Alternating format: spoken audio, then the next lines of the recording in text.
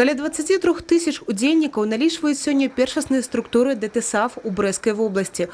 У ліку стратэгічных задач таварыства падрыхтоўка маладых людзей да вайсковай службы, патрыятычнае выхаванне, вялікая ўвага і развіццё тэхнічных, авіяцыйных і ваенна-прыкладных відаў спорту, стральба, мотакрос, джип-трыял і шмат іншага. Усяго 17 відаў.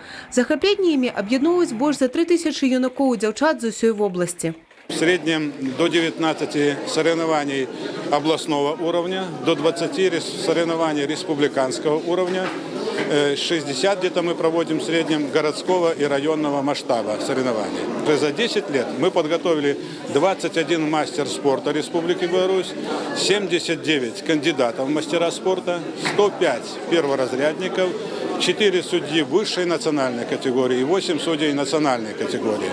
Асобным пунктам у работе ДТСАФ падрыхтоўка вадзіцелей, у тым ліку для ўзброеных сіл. Абнаўляецца аўтапарк, будуюцца аўтадромы. Разам з тым таварыства рыхтуе спецыялістаў больш чым 20 профессий. Что касается специалистов для вооруженных, то в основном это водители у нас, значит, парашютисты и радиотелеграфисты. За прошедшие 10 лет мы подготовили более 83 тысяч водителей и более 4 тысяч специалистов для силовых структур государства. Процент эксплуатации машин до 10 лет у нас составляет почти 90%. За 90 год зроблено шмат, але і на будучыню планы амбіцыйныя. На Брестской земле в следующем году практически уже решенный вопрос, что будет аэродром ДСАФ, который позволит заниматься юношам и девушкам авиационными видами спорта, в частности парашютным и планерным. Вынікі работы за 2016 год падвялі на ўрачыстым сходзе, прысвечаным юбілейнай даце. Гэта стало доброй нагодай, каб адзначыць лепшых.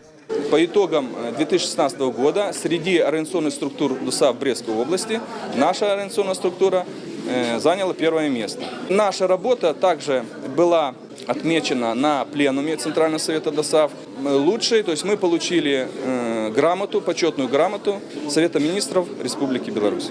Будем стараться и дальше наращивать темпы подготовки для вооруженных сил, потому что это востребованные специалисты и специальности, поскольку Барановичий город военнослужащих, имеется много воинских частей, есть где расположить, есть базы для подготовки и востребованность таких водителей, военных специалистов. Евгения Мороз, Тигран Акопян, Миколай Ковалев, телерадиокомпания «Брест».